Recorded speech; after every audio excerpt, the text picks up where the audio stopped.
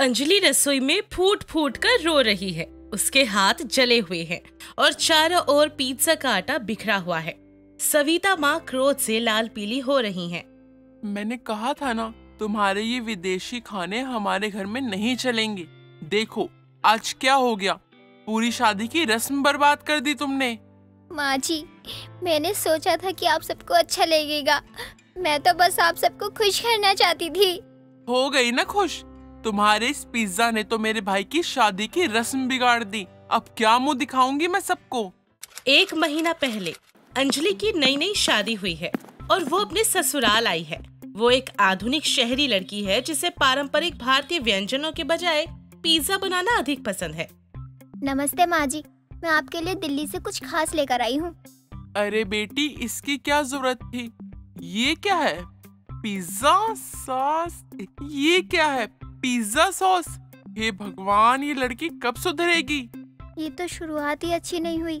माँ, अंजलि पिज्जा बहुत अच्छा बनाती है, एक बार आप ट्राई कीजिए। अरे यार, खाना तो खाना है, नया नया ट्राई करने में हर्ज ही क्या है। लाओ हम भी देखे, आखिर ये पिज्जा वीजा चीज क्या है। हमारे घर में तो सदियों से परंपरागत भारतीय भोजन ही बना है। ये विदेशी खाना हमें जचता नहीं है। भाभी, मुझे ना पिज्जा बहुत पसंद है, आप मुझे सिखाना पिज्जा बनाना। अरे हमारा जमाना देखा है कभी? हमारे जमाने में बहू है ना, पहले ही दिन से रसोई अच्छे से संभालने लग जाती है। और आजकल की लड़कियां, हाँ, आजकल की लड़कियों को ना बस बर्गर, पिज्जा, पता नहीं वगैरह वगैरह क्या खाने को सूझता है। अगले दिन सुबह अंजलि जल्दी से उठकर रसोई में जाती है और सबको अपने हाथ का बना पिज्जा खिलाकर प्रभावित करना चाहती है। आज मैं सबको अपने हाथ का बना स्पेशल पिज्जा खिलाऊंगी। सब देखना, सबको पसंद आएगा। दोपहर के खाने का समय, अंजलि घर के सभी सदस्यों के लिए अलग अलग स्वाद के पिज्जा बनाती है। ये लीजिए माँ जी, आपके लिए कम मसाले वाला वेज पिज्जा, और पापा जी आपके लिए एक्स्ट्रा चीज के साथ। ये क्या? ये तो बहुत स्वादिष्ट है। वाह बेटा क्या बात है। अरे यार, खाना तो खाना है, और ये खाना तो बहुत ही बढ़िया है। देखा माँ, मैंने कहा था ना। अगले दिन सुबह पड़ोस वाली आंटी सविता जी से मिलने आती हैं। सविता, कल रात को तुम्हारे घर से कैसे अजीब सी खुशबू आ रही थी। वो कुछ नहीं, बस अंजलि ने कुछ बनाया था। अच्छा, क्या बनाया था? कुछ नहीं, वो पिज्जा। पिज्जा? अरे वाह वाह वाह, कभी हमें भी खिलाओ ना। हर बातचीत को अंजलि सुन लेती है और अचानक उसे एक आइडिया आता है। माँ जी, क्यों ना मैं आज पूरे मोहल्ले के लिए पिज्जा पार्टी रखूं? आपके सभी दोस्त और रिश्तेदार आएंगे। अरे नहीं बेटी, ऐसे कैसे? अरे यार, बहुत बढ़िया खाना तो खाना है। अंजलि की पिज्जा पार्टी की खबर पूरे मोहल्ले में फैल जाती है। सभी लोग उत्साहित हैं, लेकिन सविता चिंतित है। हे भगवान, ये लड़की कब सुधरेगी? अब पूरा मोहल्ला क्या कहेगा? हमारी बहू पारंपरिक खाना नहीं बल्कि विदेशी पिज्जा बनाती है। अरे यार, इसमें शर्माने की क्या बात है, खाना तो खाना है। पार्टी का दिन आ चुका है। अंजलि सुबह से ही तैयारियों में जुटी हुई है। उसने विभिन्न प्रकार के 20 पिज्जा बनाने का प्लान किया है। विकास, मुझे लगता है मैंने बहुत बड़ा वादा कर दिया। इतने सारे पिज्जा कैसे बनाऊंगी मैं अकेली? डोंट वरी, मैं हूँ ना तुम्हारे साथ। और पिंकी भी तो है, हम दोनों तुम्हारी मदद करेंगे। हाँ भाभी, मैं पूरा दिन आप ही के साथ हूँ, और वैसे भी मुझे आपसे पिज्जा बनाना सीखना है। जैसे जैसे मेहमान आते हैं, अंजलि के पिज्जा की प्रशंसा होती जाती है। सविता को अब गर्व महसूस होने लगता है। वाह सविता, तुम्हारी बहू तो कमाल की है, ऐसा स्वादिष्ट पिज्जा। हम तो रेस्टोरेंट में भी ऐसा पिज्जा नहीं खा पाते हैं। कितना डिलीशियस है और कितना टैलेंट है तुम्हारी बहू में। हाँ, मेरी बहू है ही स्पेशल। अचानक चाची जी को अपनी भतीजी की शादी याद आ जाती है, जो अगले हफ्ते है। अंजलि बेटा, ये तो तुमने बहुत ही अच्छा पिज्जा बनाया है। क्या तुम प्रीति की शादी में भी ऐसे ही पिज्जा बना सकती हो? अरे ज्यादा नहीं बनाना, बस 100 लोगों का पिज्जा बनाना है बस। 100 लोगों के लिए पिज्जा? चाची जी, ये तो बहुत मुश्किल होगा। अरे हमारे जमाने में बहू है ना, पूरे के पूरे गांव का ना खाना बनाती थी, वो भी अकेले, सास को हाथ नहीं लगाने देती थी। लेकिन आजकल की लड़कियों को तो देखो, दो काम ना बोल दो, मुंह सड़ा के ना कोने में बैठ जाएगी कि मुझे नहीं करना, मेरे हाथ पाँव सब दर्द कर रहे हैं। ठीक है चाची जी, मैं कोशिश करूंगी। अरे लेकिन अंजलि। कोई बात नहीं माँ जी, मैं मैनेज कर लूंगी। अगले कुछ दिनों में अंजलि शादी की तैयारियों में लग जाती है। वो रात दिन पिज्जा की प्रैक्टिस करती है, लेकिन 100 लोगों के लिए पिज्जा बनाना आसान नहीं है। विकास, मुझसे नहीं होगा ये, मैंने अपनी क्षमता से ज्यादा वादा कर दिया। अरे तुम चिंता मत करो, एक दूसरे के साथ है हम, सब कुछ हो जाएगा। बेटी क्या हुआ, तुम रो क्यों रही हो? माँ जी, मुझे डर लग रहा है कि मैं 100 लोगों का पिज्जा कैसे बनाऊंगी। मैं नहीं बनाऊंगी, मैंने चाची जी को निराश कर दिया। देखो बेटी, तुम्हें अकेले सब नहीं करना है, मैं हूँ ना, हम साथ मिलकर बनाएंगे, जितना हो पाएगा उतना ही सही। आप मेरी मदद करोगी? हाँ बेटी। हे भगवान, ये लड़की कब सुधरेगी, सोचती है कि सास हमेशा बुरी ही होती है। शादी का दिन आ गया है। अंजलि, सविता, पिंकी और विकास सुबह से ही पिज्जा बनाने में लगे हुए हैं। वो सभी थके हुए हैं, लेकिन उत्साहित भी हैं। माँ जी, इस आटे को अभी और गूंथना होगा, तभी अच्छा पिज्जा बनेगा। हाँ बेटी, मैं गूंथ रही हूँ आटा, तुम सॉस तैयार करो। भाभी, सब्जियां कट गई हैं। एक और ओवन का टेम्परेचर देख लो यार, ठीक है ना? ये सब कुछ अच्छा चल रहा था, लेकिन अचानक से एक दुर्घटना हो जाती है। अंजलि के हाथ गर्म ओवन से छू जाते हैं और वो चिल्ला उठती है। मेरे हाथ बहुत दर्द हो रहे हैं। हे भगवान अंजलि! अंजलि, क्या हुआ तुम्हें? हाथ दिखाओ। ओह माय गॉड, ये क्या कर लिया तुमने? हाथ जल गए। अब पिज्जा कौन बनाएगा, मेहमान आने वाले हैं। अरे अरे, ये क्या हो गया? अरे हमारे जमाने में ना, बस हमारे जमाने में और आपके जमाने में फर्क है। देखिए, बच्चे के हाथ जल गए हैं। अरे अरे, मुझे माफ कर दो, मैं तो बस। अंजलि रसोई में फूट फूट कर रो रही है। उसके हाथ जले हुए हैं, चारों ओर पिज्जा का आटा बिखरा हुआ है और सविता माँ क्रोध से लाल पीली हो गई हैं। मैंने कहा था ना, तुम्हारे ये विदेशी खाने हमारे घर में नहीं चलेंगे। देखो आज क्या हो गया, पूरी शादी की रस्म बर्बाद कर दी तुमने। माँ जी, मैंने सोचा था कि सबको अच्छा लगेगा, मैं बस आप सबको खुश करना चाहती थी। हो गई खुश? तुम्हारे इस पिज्जा ने तो की रस्म ही बिगाड़ दी है। अब क्या मुंह दिखाऊंगी मैं सबको। अरे यार, कोई बात नहीं, खाना तो खाना है, हम कुछ और इंतजाम कर लेंगे। माँ प्लीज शांत हो जाइए, अंजलि ने जानबूझ के नहीं किया ये सब। नहीं विकास, माँ जी सही कह रही हैं, ये मेरी गलती है, मैंने ज्यादा हाथ बढ़ा दिया।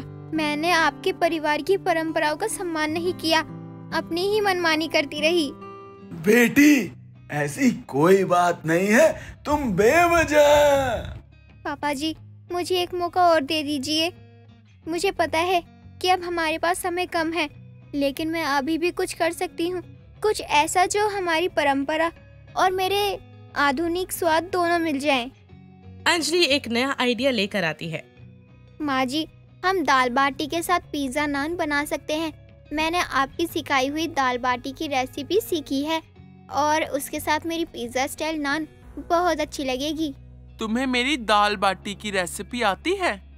हाँ माँ जी, मैंने आपको देखकर सीखा है। मैं चाहती थी कि आप मुझे सिखाएं, पर हिम्मत नहीं हुई कभी पूछने की। हे भगवान, ये लड़की बहुत समझदार है। सभी एक नए उत्साह के साथ काम पर लग जाते हैं। अंजलि के हाथों पर पट्टी बंधी है, फिर भी वो निर्देश देती है। सविता और पिंकी आटा गूंथती हैं, रमेश और विकास नान बनाते हैं। बस इसे इस तरह से रोल कर दीजिए और इस पर मसाला और पनीर लगाइए। बेटी, तुम्हारा आइडिया तो बहुत अच्छा है। थोड़ी देर में सभी मेहमान आ जाते हैं। जब उन्हें दाल बाटी के साथ पिज्जा नान परोसा जाता है तो सभी चकित रह जाते हैं। वाह, ये स्वाद तो कमाल का है। सविता, तुम्हारी बहू ने तो कमाल कर दिया, परंपरा और नए जमाने का अनोखा मिश्रण है ये। बेटी, तुम मुझे माफ कर दो, मैंने तुम्हारे बारे में गलत सोचा। हमारे जमाने में शायद हम इतने ज्यादा खुले नहीं थे, लेकिन तुमने हमें सिखाया है कि परिवर्तन जीवन का नियम है। ऐसी कोई बात नहीं है चाची जी। आपके जमाने की बातें और अनुभव हमें बहुत कुछ सिखाते हैं। मैं तुम पे गर्व करती हूँ बेटी। तुमने अपनी समझदारी से हम सबका दिल जीत लिया। ये सब आपकी वजह से हुआ माँ जी। आपने मुझे समझा और मेरा साथ दिया। देखा, मैंने कहा था ना। अरे यार, खाना तो खाना होता है, चाहे वो पुरानी परंपरा वाला हो या फिर आज के टाइम का हो। अच्छा स्वाद और प्यार से बना खाना सबके दिल को खुश कर देता है। भाई अब तो हमारे घर में परंपरा और आधुनिकता दोनों का स्वागत है, क्योंकि एक दूसरे से करते हैं प्यार हम। और इससे अंजलि ने परिवार के दिल को न सिर्फ अपने पिज्जा से बल्कि अपनी समझदारी, परिवार प्रेम और परंपराओं के प्रति सम्मान से जीत लिया। उसने सिखाया कि कभी कभी नए और पुराने का संगम सबसे अच्छा होता है। हे भगवान, ये लड़की भी ना, पता नहीं मेरी किस्मत में क्या था जो इतनी अच्छी बहू मिल गई मुझे। निशा सुबह जल्दी उठकर अच्छे से तैयार होकर बढ़िया सा नाश्ता तैयार करते हुए खुद से कहती है, आज तो उनके आने की खुशी में ऐसा खाना बनाऊंगी कि वो खाना खाते ही मेरे हाथ चूम लेंगे। पूरे 1 महीने बाद लौट रहे हैं दूसरे शहर से, पता नहीं वहाँ से मेरे लिए क्या नया लाए होंगे। फटाफट से खाना तैयार करके कमरा साफ कर देती हूँ। निशा अपने पति आशीष के 1 महीने बाद दूसरे शहर से वापस लौटने के लिए तैयारी कर रही थी। करीब 10 बजे के वो हॉल के कमरे में बैठी हुई थी कि तभी डोरबेल बजती है। वो खुशी खुशी भागकर दरवाजा खोलने जाती है और दरवाजा खोलते ही उसके चेहरे की खुशी हैरानी में तब्दील हो जाती है, क्योंकि दरवाजे पर उसके पति आशीष के साथ उसका हाथ पकड़े एक औरत खड़ी थी। आशीष, ये किसे साथ ले आए तुम अपने? अंदर चलो निशा, सब समझाता हूँ। सौतन है मेरी? है तो सही, लेकिन गुस्सा मत कीजिए, मजबूरी तो जान लीजिए। किसकी मजबूरी, तुम्हारी या इनकी? निशा, ये मेरे घर में जो गरीब औरत, बूढ़ी औरत काम करती थी, उसकी बेटी है। उसकी अचानक ही बीमारी से मौत हो गई और उसने जाते जाते इसकी जिम्मेदारी मुझे दे दी। मैं उसे माँ समान मानता था, इसीलिए इस गरीब को मेरी सौतन बना कर ले आए। अरे उसे माँ समान मानते थे तो इसे बहन मान लेते, पर नहीं, तुम तो पत्नी बना कर ले आए। दीदी देखिए, इनकी गलती नहीं है। मुझ गरीब को सहारा देने के लिए इन्होंने ही मेरा हाथ थामा। देखिए, मुझे यहाँ से जाने को मत कहिएगा, मैं हाथ जोड़ती हूँ आपके आगे। इतना कहकर वो रोने लगती है और उसके आंसू देखकर निशा को समझ नहीं आता कि वो क्या करे। वो उसे गरीब समझकर अपने घर में रहने की इजाजत देती है।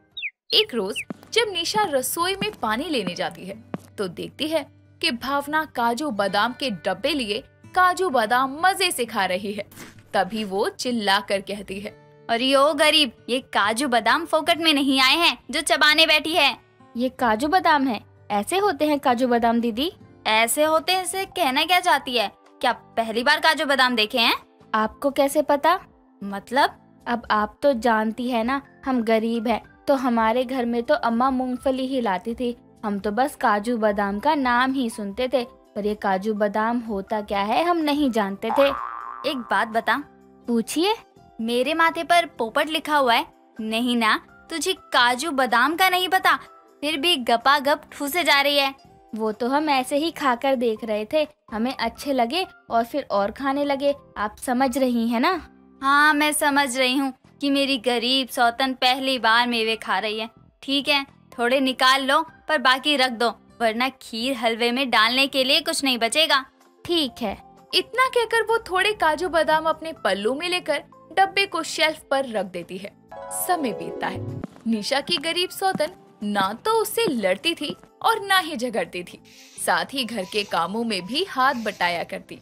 एक दिन निशा और आशीष कुछ बातें कर रहे थे, तभी अचानक भावना वहाँ आकर कहती है, हम गलत समय पर तो नहीं आ गए ना? तुम तो मेरी जिंदगी में ही गलत आ गई हो, तो अभी क्या ही सही समय और क्या गलत समय? नहीं भावना, कहो किस लिए आई थी तुम यहाँ? जी वो हमें कुछ पैसे चाहिए थे, रसोई का कुछ सामान लाना था। पर अभी तो राशन है ना रसोई में, फिर क्या सामान लाना है तुम्हें? घर का ही कोई सामान लाना होगा ना, इतना क्या पूछताछ कर रही हो तुम? अरे पर ये लो भावना पैसे, जो सामान लाना है ले आओ। इतना कहकर वो भावना को पैसे पकड़ा देता है और वो वहाँ से चली जाती है। तभी निशा को आशीष का ये बर्ताव कुछ समझ नहीं आता। शाम को जब भावना से पैसे का हिसाब लेती है तो भावना कहती है, वो सारे पैसे खर्च हो गए हमसे। सारे मतलब 3000 रुपए थे। अब ये मत कहना कि हम गरीब हैं, 3000 रुपए एक साथ देखे थे। बात तो यही है, हम गरीब ने बस 500 रुपए ही खर्च किए थे खुद से आज तक, लेकिन जब एक साथ 3000 रुपए देखे तो बाजार जाते ही खत्म हो गए, पता ही नहीं चला। तो इसका मतलब सही कहा है किसी ने कि गरीबों के पास ज्यादा पैसे टिकते नहीं, पैसा आते ही उनके हाथ में खुजली होने लगती है ना? वो ये बोल ही रही थी कि तभी बाहर से आशीष की आवाज आती है। दोनों बाहर जाकर देखती है तो आशीष पिज्जा लेकर खड़ा था और निशा कहती है, आपने पिज्जा ऑर्डर किया है? नहीं तो, मैंने तो बस डिलीवरी बॉय से लिया। ये शायद भावना ने मंगवाया है ना? हाँ, हम ही मंगवाए हैं। अच्छा जी, किस खुशी में? नहीं, पहले ये बताओ कि तुम तो गरीब हो, तुम्हारे घर में तो दाल रोटी बनती होगी, तो ये पिज्जा खाने की कैसी सोच गई तुम्हें? हाँ, क्यों मेरी गरीब सौतन, पिज्जा का बड़ा पता है तुम्हें? पता तो नहीं था, पर आशीष जी बताए तो हम सोचे कि आज आशीष जी घर पर हैं, तो तीनों साथ मिलकर खा लेंगे। और वैसे भी हम देखें तो बहुत है, लेकिन कभी खाए नहीं है। निशा, क्यों हमेशा गुस्सा करती रहती हो इस पर? गरीब है वो, ये सब चीजें खाने का मन करता होगा उसका, और मंगवा ही लिया तो भला क्या ही गलत किया? गलत तो हो चुका है मेरी जिंदगी के साथ। ये गरीब सौतन क्या आई, आप इसके और इसकी गरीबी के गुण ही गाते रहते हैं। अरे कहाँ जा रही हो? पिज्जा तो खाती जाओ। जी नहीं, आप खाइए और मेरी इस गरीब सौतन को ही खिलाइए ये पिज्जा। इतना कहकर वो गुस्से में वहाँ से चली जाती है। समय बीतता है, उसकी गरीब सौतन खुद को गरीब बताकर उसकी साड़ियाँ, मेकअप और बहुत सारी चीजें ले चुकी थी। एक रोज भावना अच्छे से तैयार होकर कहीं जा रही थी तो निशा उसे टोकते हुए कहती है, ओ गरीब सौतन, इतनी महंगी साड़ी पहनकर कहाँ जा रही है, बताएगी नहीं? वो हम तो मंदिर जा रहे हैं, आज अम्मा की बरसी है ना, उनकी याद में मंदिर में कुछ दान कर देंगे। कमाल है, मंदिर जा रही हो लेकिन पूजा की थाली हाथ में नहीं है। मंदिर में मैं गरीब हूँ कहकर किसी से थाली और पूजा का सामान उधार लोगी क्या? नहीं, वो तो बस अम्मा के लिए प्रार्थना करने जा रही हूँ, तो पूजा की थाली नहीं ली। अच्छा चलते हैं, वरना मंदिर में भीड़ हो जाएगी। इतना कहकर वो जल्दी से वहाँ से निकल जाती है। निशा उसका पीछा करने के बारे में सोचती है, लेकिन सोचकर रह जाती है। एक रोज आधी रात को जब निशा को नींद नहीं आती तो वो अपनी बालकनी में खड़ी थी। तभी वो देखती है कि गली में उसकी गरीब सौतन किसी को गले लगा रही है और वो खुद से कहती है कि मेरी गरीब सौतन किसकी बाहों में मर रही है? क्या बड़बड़ा रही हो आधी रात को? आशीष इधर आइए, वो देखिए ये गरीब क्या कर रही है, जल्दी आइए ना। तभी आशीष भी वहाँ आता है और अपनी आंखें मलते हुए देखता है। तभी दोनों भावना को रंगे हाथों पकड़ने के लिए तुरंत घर के बाहर आते हैं। उन्हें देखकर भावना के साथ खड़ा आदमी भागने लगता है। तभी आशीष उसे पकड़ लेता है और दोनों को अंदर लाते हुए कहता है, भावना, ये तो तुम्हारा रिश्तेदार है ना? तुम्हारी माँ ने कुछ कहा था, इसके बारे में याद नहीं आ रहा। अरे वो छोड़िए, और तुम बताओ कितनी रात में इससे क्यों मिल रही थी और चल क्या रहा है? मैं और भावना प्यार करते हैं एक दूसरे से। इसकी अम्मा ने इसका हाथ आशीष जी के हाथ में दे दिया था, तो मैं भी यहाँ आ गया। और हमारा प्लान था कि हम एक अच्छा मौका देखकर यहाँ से सारे पैसे चोरी करके भाग जाएंगे और अपनी अलग दुनिया बसाएंगे। वाह वाह, कतई लैला मजनू हो रहे हो ना तुम दोनों। अलग ही दुनिया बसाएंगे, और तुम खुद को गरीब गरीब बोलकर सिंपैथी तो लेती ही रही, साथ ही जिसने तुम्हें सहारा दिया, मेरी सौतन तक बना दिया, उसे ही लूटने की फिराक में थी। तुम हालात ही नहीं, सोच से भी गरीब हो। निकल जाओ मेरे घर से अभी के अभी, वरना गुस्से में कहीं मैं पुलिस को ना बुला लूं। भले ही मुझे खुद भी तुमसे दूसरी शादी करने के लिए जेल क्यों ना जाना पड़े। भावना और वो लड़का कुछ नहीं कहते और चुपचाप उसी समय वहाँ से चले जाते हैं। और इस तरह निशा को उसकी झूठी और गरीब सौतन से छुटकारा मिलता है। शारदा ने अपनी जिंदगी भले ही गरीबी में गुजारी हो, बावजूद इसके वो अपने खाने में कभी गरीबी नहीं आने देती थी। उसके मोटे तगड़े शरीर को देखकर कोई भी कह नहीं सकता था कि वो गरीब है। लेकिन अब घर में नई बहू पिंकी आई थी, जिसके स्वागत के वक्त शारदा की पड़ोसन सुजाता शारदा से कहती है, अरे शारदा बहन, सही है आपके घर में बहू आ गई, लेकिन मुझे एक बात का डर है। इस गरीबी में सारा राशन तो आप खुद ही खा जाती है, तो बहू को क्या खिलाएंगी आप? हवा? मेरी बहू के खाने की चिंता आप मत करो सुजाता बहन। जो हम खाकर जी रहे वही मेरी बहू भी खा लेगी। और भगवान ने भले ही कितनी गरीबी दी हो, लेकिन कभी मेरा परिवार भूखा नहीं रहा है। तुम जी थोड़ी रही हो, तुम तो फूल रही हो। गरीब भूखी सास के पल्ले बंधी इस बहू को पता नहीं कभी पेट भर खाना नसीब होगा भी या नहीं। घूंघट में वहाँ खड़ी पिंकी ये सब सुनकर हैरान ही हो रही थी कि सब उसकी सास को गरीब भूखी सास क्यों कह रहे हैं।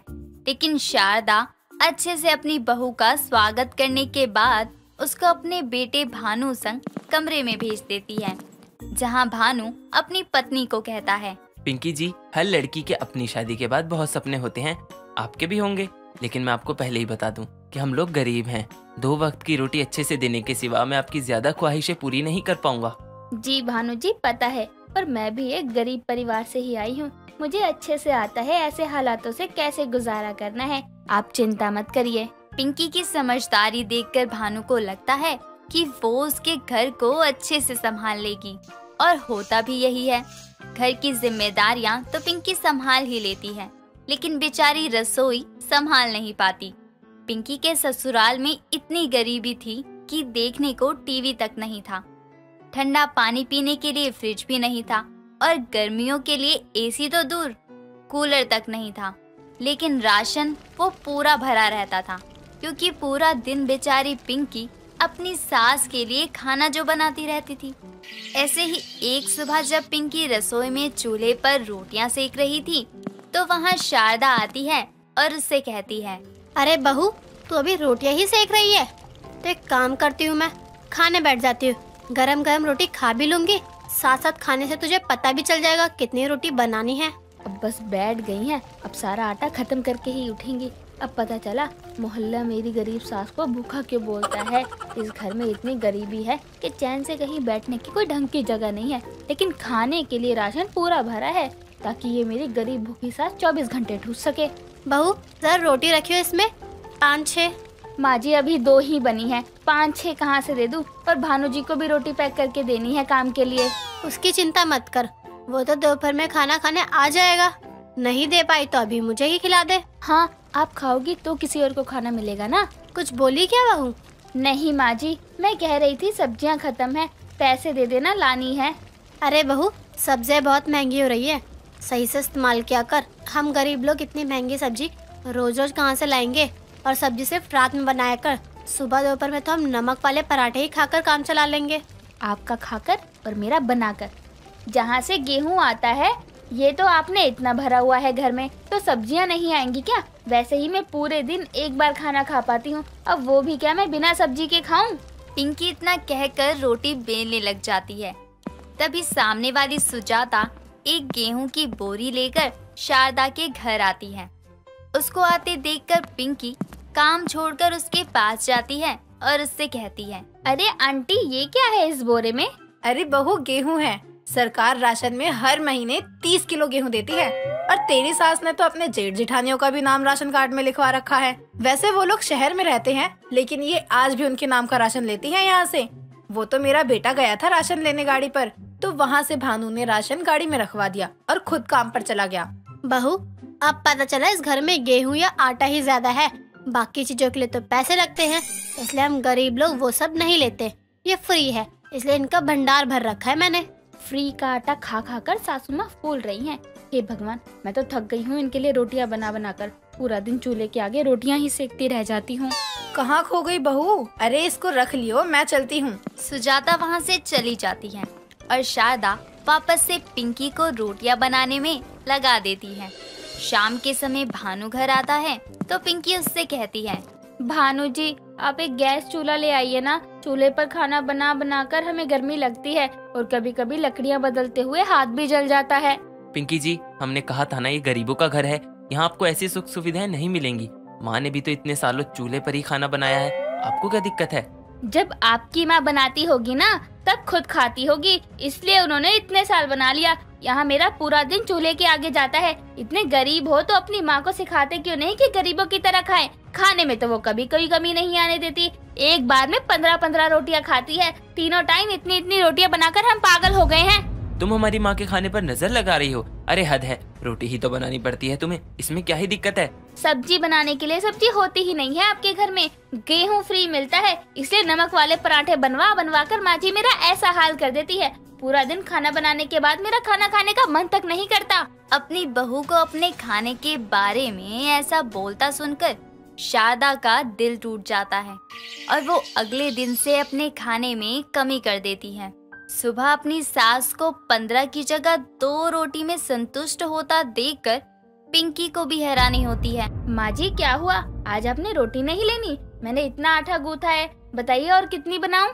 नहीं बहू, मुझे इतनी ही खानी है, तो अपने लिए बना ले। पिंकी को ये देखकर हैरानी तो होती है, लेकिन वो इस बात पर ध्यान नहीं देती। लेकिन अब रोज ही सुबह शाम के खाने तक जब शारदा कम खाना लेती है तो ये बात उसके बेटे को खटकती है। और एक शाम जब शारदा खाना खाकर चली जाती है तो भानु चूल्हे के पास रोटी बनाती अपनी पत्नी से बोलता है, पिंकी जी, आपने माँ को कुछ बोला क्या? देख रहा हूँ कि कुछ दिनों से माँ बहुत ही कम खाना खा रही हैं, ऐसे उनकी तबीयत खराब हो जाएगी। हाँ, आपको रास नहीं आ रहा होगा ना कि मैं जल्दी खाना बनाकर फ्री हो जाती हूँ। अरे मैंने कुछ नहीं कहा माँ जी को कि कम खाओ, उन्होंने ही खुद कम खाना शुरू किया है। शायद उनको दिख गया होगा कि गरीबी में इतनी भूख दिखाना सही नहीं है। अरे आपने गरीबी देखी कहाँ है? इस घर में भले ही सुख सुविधाएं ना हो, लेकिन खाने के लिए भरपूर अनाज है, वो सिर्फ माँ की वजह से। पता है, पहले हमारे खाने के लाले पड़े हुए थे, हमारे ताऊजी ने सब छीन लिया था। पिताजी की मौत के बाद वो तो माँ ने धक्के खा खा कर राशन कार्ड बनवाया और ताऊजी के परिवार का नाम भी चढ़वाया ताकि राशन ज्यादा मिले। भूख के कारण मैंने अपनी 2 महीने की बहन को बचपन में ही खो दिया था। क्या आपकी बहन भी थी? हाँ, जब ये सब हुआ तब मेरी बहन 2 महीने की थी। हमारे पास खाने को एक दाना तक नहीं था। तब माँ भी भूखी रहती थी, कहाँ से खिलाते उस नन्ही सी बच्ची को? पैसे नहीं थे कि बाहर से कुछ खरीद सकते, इसीलिए वो नन्ही सी जान भूख बर्दाश्त नहीं कर पाई। भानु के मुंह से अपनी सास के बुरे हालातों के बारे में सुनकर पिंकी को बुरा लगता है कि उसने अपनी सास के ज्यादा खाने के ऊपर सवाल उठाया, जिसके लिए वो उसी समय अपनी सास से माफी मांगती है और आगे से उसको कभी भी ज्यादा खाना खाने के लिए नहीं टोकती। तो वहीं ज्यादा खाना बनाने की समस्या के चलते अब कभी कभी खाना शारदा बना दिया करती थी। इससे पिंकी को भी परेशानी नहीं होती थी। मानसी एक बहुत ही बड़े घर की लड़की थी जिसका जन्म लंदन में हुआ था और लंदन में ही वो पली बड़ी थी। हालांकि उसके पिता किशोर जो कि इंडिया में रहते थे और वो चाहते थे कि मानसी की शादी इंडिया में हो और वो हमेशा के लिए इंडिया में ही शिफ्ट हो जाए, जिसके लिए वो अपनी बेटी को वापस इंडिया बुला लेते हैं और उसका रिश्ता आदर्श नाम के एक लड़के से पक्का कर देते हैं और आदर्श को अपनी बेटी से मिलवाते हुए बोलते हैं, welcome my son in law, आओ आओ, मैं और मानसी तुम्हारा ही वेट कर रहे थे। अच्छा बाबूजी, आपका तो दिख रहा है कि आप हमारा वेट कर रहे हैं, पर मानसी जी वो नजर नहीं आ रही, छुपकर हमारा वेट कर रही हैं क्या? नहीं नहीं माय सन इन लॉ, हम सब इंडिया ही शिफ्ट हो गए हैं, तो मानसी बिटिया जरा अपने कमरे में है। फिर तो हमें भी देखना चाहिए, है ना ससुर जी? उसका रूम हमारा भी तो है और हमारा रूम उसका।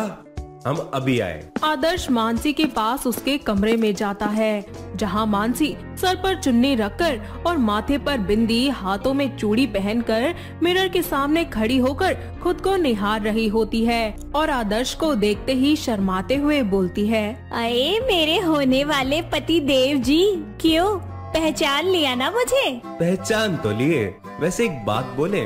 बोलो मेरी जान, अब क्या शर्माना? तुम बहुत नोटी हो और हमें नोटी इंसान बहुत पसंद है। वो दोनों आपस में थोड़ी देर तक बातें करते हैं और कुछ ही दिनों के बाद उन दोनों की शादी हो जाती है। मानसी भी आदर्श को खुशी खुशी अपने पति के रूप में स्वीकार कर लेती है। शादी की सुहागरात वाले दिन आदर्श अपनी और मानसी की पहली मुलाकात याद करता है और सोचता है कि उस दिन की तरह ही मानसी घूंघट में होगी और जब वो उसके पास जाएगा तो वो शर्मा रही होगी और धीरे धीरे वो उसके कानों में कुछ बोलेगी। ये सब सोचते हुए वो अपने रूम में जाता है जहाँ मानसी नहीं होती और वो वहीं खड़ा होकर सोच रहा होता है।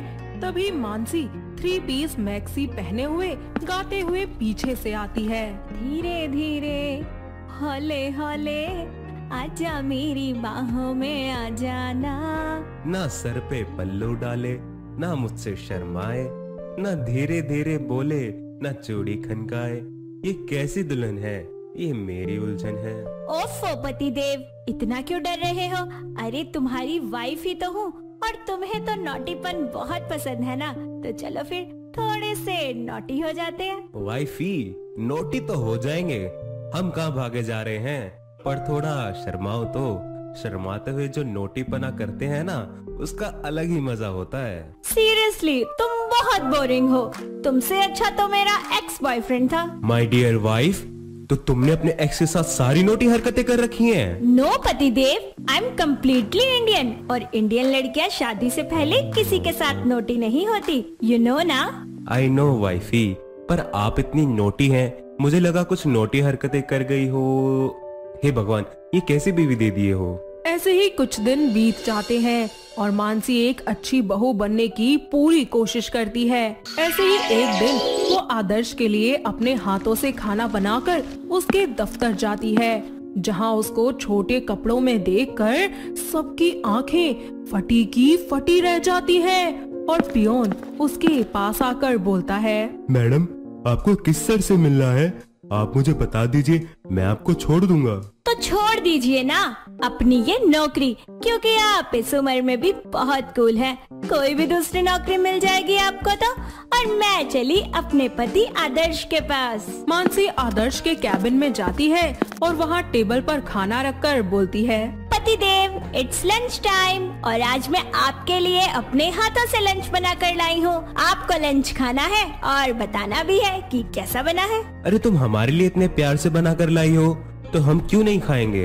वैसे तुम यहाँ कैसे आई? अपने इन सुंदर सुंदर पैरों से चलकर। अच्छा, ये तो बहुत अच्छी बात है। चलो बहुत हो गई बातें, अब खाना खाते हैं, बहुत जोरों की भूख लग रही है। मानसी टिफिन खोलती है और उसकी रोटी देखकर आदर्श उससे कहता है, वाइफी, ये कौन से देश का नक्शा है? पतिदेव, ये इंडिया का ही मैप है। पता है मैंने कितनी मुश्किल से बनाई है ये रोटी, और देखो मेरा तो हाथ भी जल गया। अरे फिर क्यों इतना कष्ट किया? नौकर और माँ तो है ना। क्या पतिदेव, आप क्यों भूल जाते हैं बार बार? आई एम कम्प्लीटली इंडियन, और मैंने सारे नौकरों को छुट्टी दे दी है कुछ दिन के लिए, क्योंकि सबको आराम चाहिए होता है ना। उसकी ये सारी बातें सुनकर आदर्श अपना सर पकड़कर बैठ जाता है और उसके हाथों से जैसे तैसे खाना खा लेता है। कुछ दिन ऐसे ही बीत जाते हैं और एक दिन मानसी के पास उसकी दोस्त रिया का कॉल आता है और वो मानसी से बोलती है, क्या यार मानसी, तू अब इंडिया में क्यों रहती है? मुझे तो लगता है कि तेरी फैमिली में किसी को तुझसे प्यार ही नहीं है, इवन तेरे हस्बैंड को भी नहीं है। ऐसा क्यों बोल रही है यार? आदर्श जी बहुत अच्छे हैं, और मैं खुद भी तो एक इंडियन हूँ, तो मुझे अपने देश में रहने में कोई दिक्कत क्यों होगी? और तू भी तो यहीं से है, तो कभी मिलने आ जा। नो बेबी, मुझे नहीं आना। मैंने तो जस्ट वन टाइम अपने हस्बैंड को बोला कि मुझे यहाँ आना है, और वो मेरी खुशी के लिए मुझे यहाँ ले आए। ओके देन, मैं बाद में बात करती हूँ, बाय। रिया की बातें मानसी के दिमाग में घर कर जाती हैं और वो अपनी नोटी हरकतें छोड़कर ज्यादा से ज्यादा टाइम सीरियस रहने लगती है और सारा काम करना भी छोड़ देती है। और एक दिन वो आदर्श से जिद करते हुए कहती है, आदर्श जी, अब मेरा यहाँ दम घुटता है, मुझे मेरे पापा के घर जाना है। हमें पता है तुम बहुत नोटी हो और ये सब हमें सताने के लिए कर रही हो, क्यों, है ना? मैं कोई मजाक नहीं कर रही, और आप तो मुझे प्यार भी नहीं करते। अरे ये कैसी बात ही कर रही हो?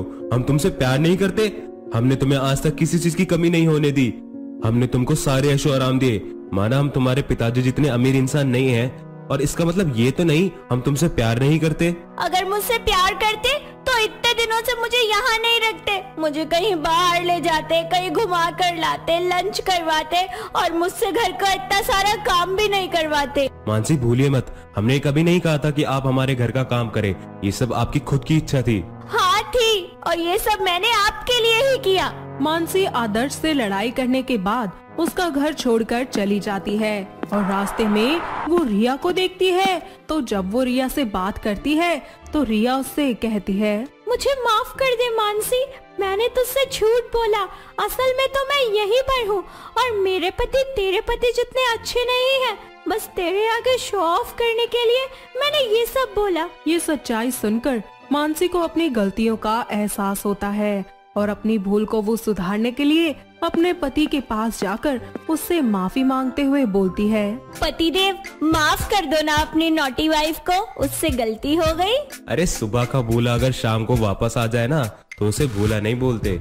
और तुम तो सच में सुबह गई और शाम को ही वापस आ गई। आदर्श उसको उसकी छोटी सी गलती के लिए माफ कर देता है और वो दोनों फिर से एक साथ रहने लगती है। ऐसे ही एक दिन फिर से मानसी नोटी होते हुए अपने पति को गाते हुए बोलती है, धीरे धीरे हौले हौले आजा मेरी बाहों में आ जाना, प्यासी प्यासी मर जाऊंगी, ऐसे मुझे ऐसे तड़पाना ना कर जरा भी फिक्र, मिला मिला नजर से नजर, आजा तुझे हेवन दिखाऊंगी। उसकी नोटी हरकतों पर एक बार फिर से आदर्श फिसल जाता है और वो दोनों खुशी खुशी एक साथ अपनी जिंदगी में आगे बढ़ जाते हैं। तो दोस्तों, कैसे लगी आपको हमारी ये नोटी बहू की कहानी? क्या आपके घर के आसपास भी है कोई ऐसी नोटी बहू? अगर हाँ तो उन्हें ये वीडियो दिखाइए और हमें कमेंट करके बताइए।